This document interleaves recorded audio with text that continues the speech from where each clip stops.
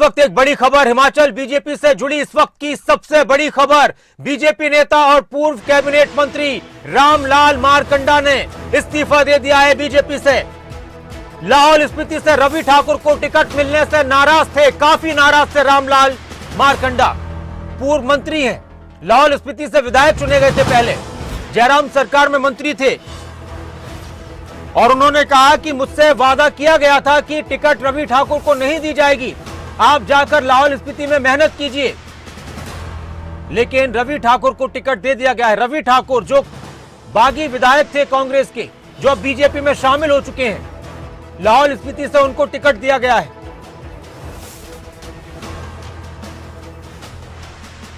रवि ठाकुर ने पिछले चुनाव में 2022 के विधानसभा चुनाव में रामलाल मारकंडा को महज 1676 वोट से हराया था।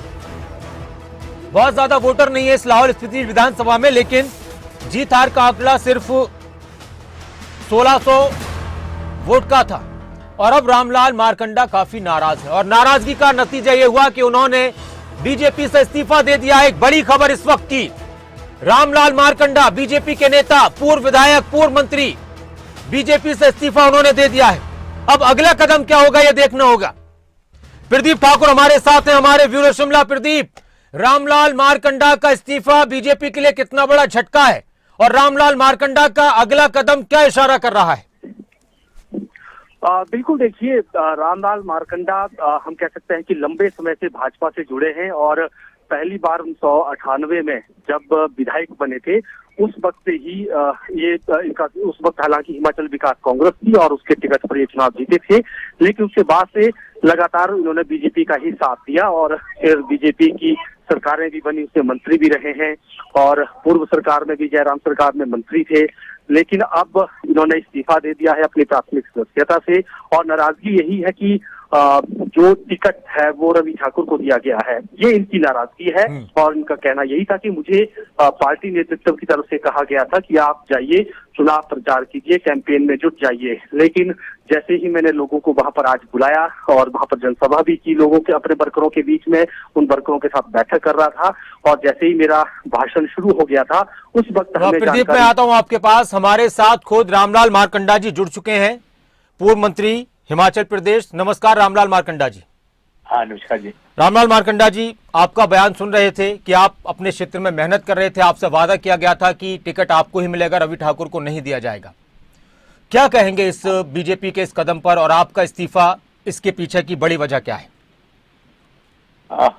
जब मैं बीजेपी में मैंने ज्वाइन किया था 2003 में जी, बीजेपी की हालत लाहौल स्पीति यह था कि कभी भी 2-3 बार इनका जमान जब्त हो चुका है। कभी बीजेपी कमल लाहौल स्पीति खिला नहीं पाया जी, 2 बार कमल खिलाया। और ये कहा जाता है कि बीजेपी जो है संगठन की पार्टी है, कार्यकर्ताओं की पार्टी है जी। दुर्भाग्य ये दुख होता है कि बीजेपी ने मुझे पूछा नहीं कि आपको टिकट नहीं दिया जा रहा है और जो लास्ट मोमेंट में गुमराह करके रखा है कि आपको टिकट देने, आप फील्ड में जाओ जी। और लाहौल पहुंचा, आज ही टिकट काटा। चलिए, उन्होंने ऐसे व्यक्ति को टिकट दिया है जो व्यक्ति जो है जनजाति विरोधी है, जिस व्यक्ति ने कहा कि ट्राइबल को जो स्टेटस आरक्षण दिया है वो क्रीमी लेयर पे होनी चाहिए।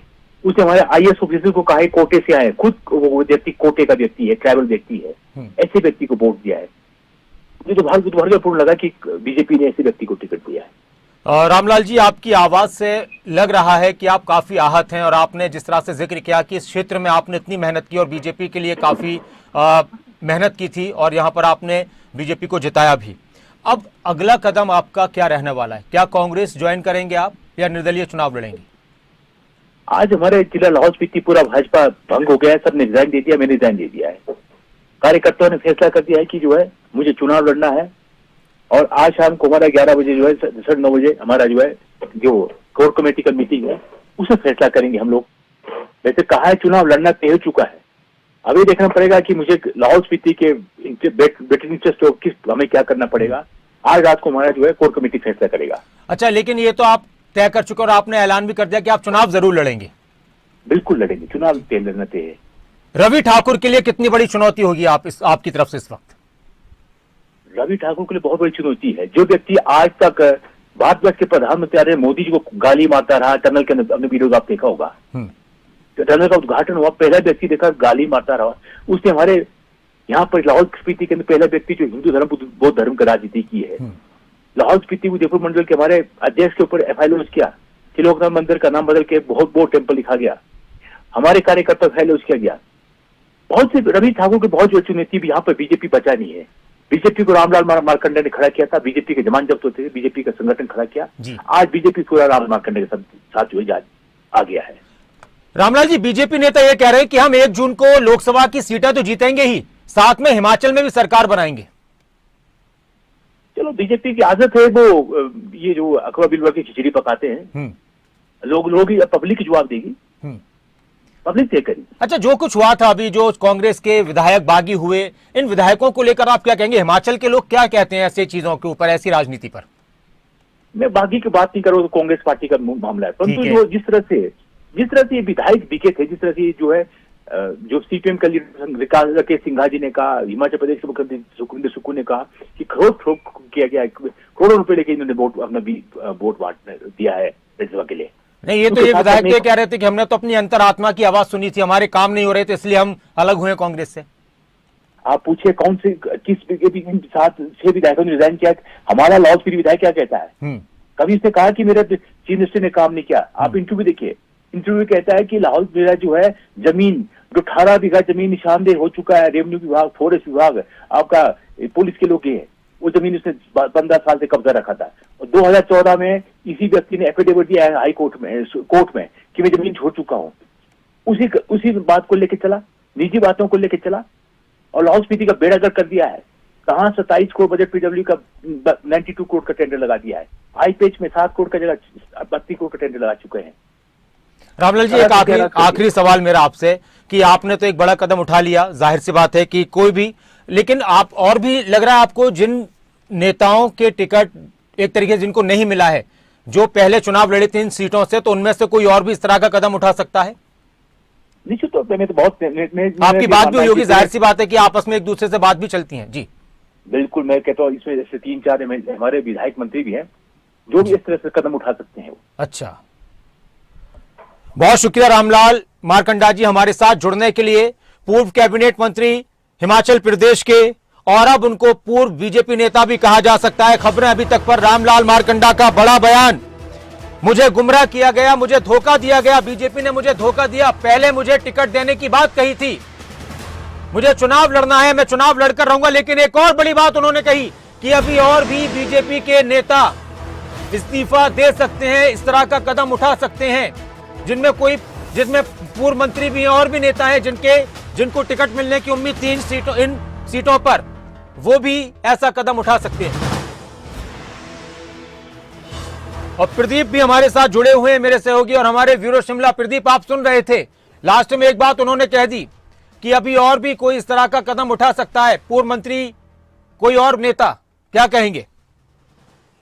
बिल्कुल, देखिए, जो आज टिकट का आवंटन हुआ है उपचुनाव को लेकर और जिस तरह से कांग्रेस से आए जो बागी नेता उनको टिकट दिया गया है, तो ऐसे में जो भाजपा के भीतर हम कह सकते हैं कि जाहिर तौर पर नाराजगी तो उन उम्मीदवारों में दूर होगी जो 2022 का चुनाव लड़ चुके हैं और आगे चुनाव अब लड़ना चाहते थे, तो कहीं ना कहीं नाराजगी का भाव उनमें है। और अगर जिस तरह से इन्होंने जिक्र भी किया पूर्व मंत्री का, पूर्व विधायकों का भी जिक्र इन्होंने किया। पूर्व मंत्री तो एक वीरेंद्र कंवर थे, पूर्व मंत्री। बिल्कुल, देखिए, क्योंकि कुटलहर में आज कार्यक्रम भी था, बाकायदा नेता प्रतिपक्ष जयराम ठाकुर वहां पहुंचे थे, देवेंद्र भुट्टो का वहां पर स्वागत किया गया टिकट मिलने के बाद। लेकिन उस कार्यक्रम में वीरेंद्र कंवर ने दूरियां बनाई थी और देहरा में भी कार्यक्रम हुआ तो पूर्व मंत्री, पूर्व विधायक रमेश धवाला ने भी उस कार्यक्रम से दूरी बनाई। तो ये सारी चीजें हैं। अब देखने वाली बात ये होगी कि पार्टी के पास, बीजेपी के पास एक बड़ी चुनौती है।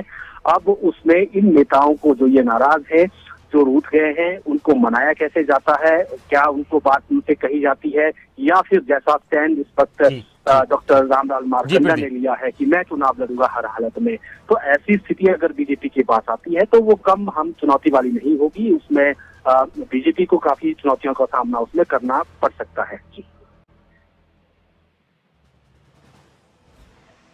हमारे साथ नरेश चौहान जी भी जुड़ चुके हैं, मुख्यमंत्री के मीडिया सलाहकार। नमस्कार नरेश चौहान जी। नमस्कार सर। नरेश चौहान जी, काफी कुछ हिमाचल की राजनीति में इस वक्त उठापटक नजर आ रही है। अभी खबर हमने अपने दर्शकों को सुनाई है, रामलाल मारकंडा इस्तीफा दे चुके हैं बीजेपी से। बीजेपी के नेता ये कह रहे हैं कि हम 1 जून को लोकसभा की सीटें भी जीतेंगे और सरकार भी बनाएंगे हिमाचल प्रदेश में। क्या कहेंगे हिमाचल की इस राजनीतिक पृष्ठभूमि पर जो सब कुछ नजर आ रहा है? देखिए, स्वाभाविक तौर पे हिमाचल प्रदेश देवभूमि है। यहाँ इस तरह राजनीतिक घटनाक्रम कभी नहीं हुआ। पिछली सरकारें रही, वीरभद्र सिंह जी के टाइम में भी रही, धूमल साहब ने भी चलाई सरकार 36-37 लोगों से। कभी भी पक्ष के लोगों ने उन सरकारों को गिराने का काम नहीं किया।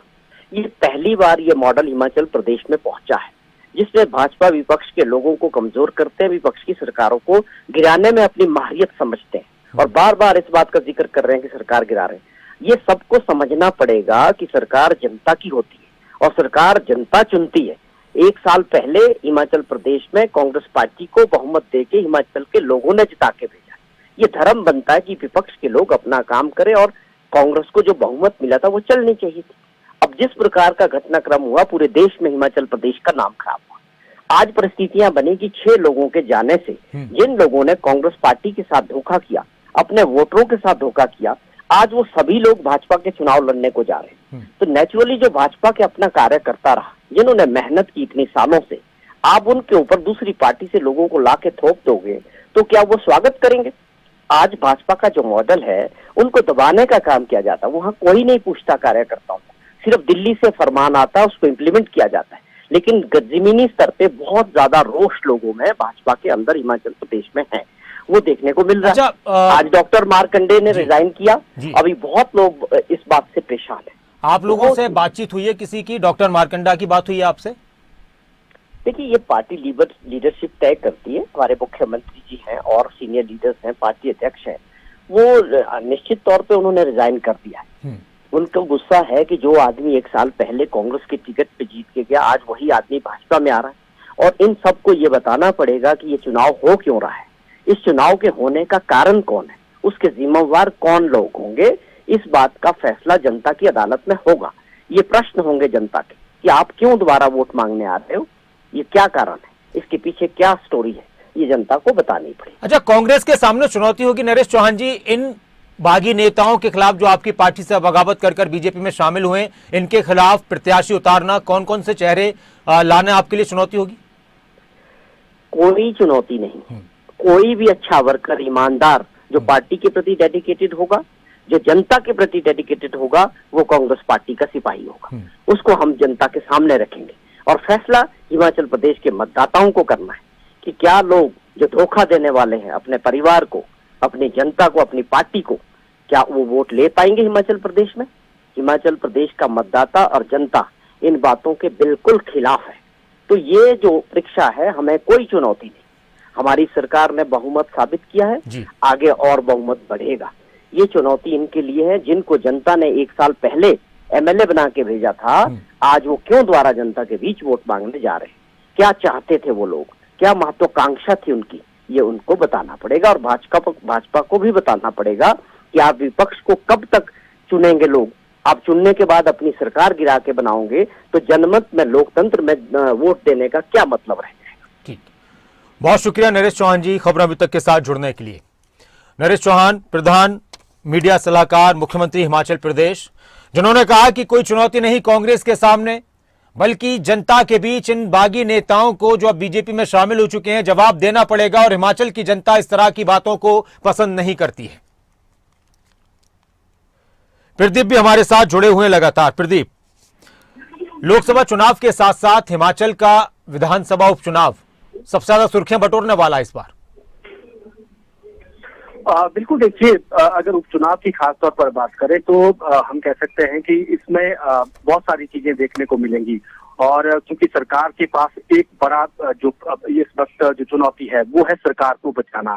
क्योंकि जिस तरह से अब जो बाई इलेक्शन होने हैं, अभी 6 सीटों पर से इलेक्शन अनाउंस हुए हैं, 3 सीटें अभी और बचती हैं। तो जब ऐसी स्थिति बनेगी, 9 इलेक्शन बाई इलेक्शन होंगे, तो उस स्थिति में यहाँ पर सरकार के पास 35 का बहुमत होना चाहिए, जबकि 34 का इस वक्त संख्या बल यहाँ पर सरकार के पास है। लेकिन हम कह सकते हैं कि सरकार के पास आसानी, यानी कांग्रेस के पास इस लड़ाई को जीतना आसान काम भी हो सकता है। वो ये इसलिए कि 1 से 2 सीटों पर संघर्ष करना है तो सरकार आसानी से बच पाएगी। दूसरी तरफ बीजेपी की अगर बात करें तो 9 बाई इलेक्शन अगर होते हैं तो उस स्थिति में भी जो 9 सीटों पर उपचुनाव होने हैं उस स्थिति में भी बीजेपी को सरकार बनाने के लिए कम से कम 10 लोग जीत चाहिए। यानी आप समझ सकते हैं कि जो बहुमत 33 का है वो बहुमत जो है बनाने के लिए 10 सीटों पर उपचुनाव होने चाहिए। तो उस स्थिति में बीजेपी सरकार बनाने में सक्षम हो सकती है। लेकिन ये सारी चुनौतियां हैं और कांग्रेस अब किस तरह से चुनौती को लेती है ये भी देखने वाली बात होगी। तो ऐसे में पूरे देश में इस चुनाव को लेकर सबकी नजरें रहेंगी, सब इस पर चर्चा भी करेंगे और बाकी जो लीडर्स हैं उनकी भी पूरी नजर, राष्ट्रीय स्तर के नेताओं की नजर भी हिमाचल के उपचुनाव पर रहेगी। लोकसभा चुनाव अलग से है और जैसा हम पहले भी चर्चाएं करते रहे हैं कि हिमाचल में चाहे कांग्रेस हो चाहे बीजेपी हो, लोकसभा चुनाव से ज्यादा फोकस उपचुनाव पर किया जाएगा। बिल्कुल, बहुत शुक्रिया प्रदीप इस पूरी जानकारी के लिए और चर्चा के लिए। तो हिमाचल प्रदेश की राजनीति इस वक्त काफी गरमाई हुई है।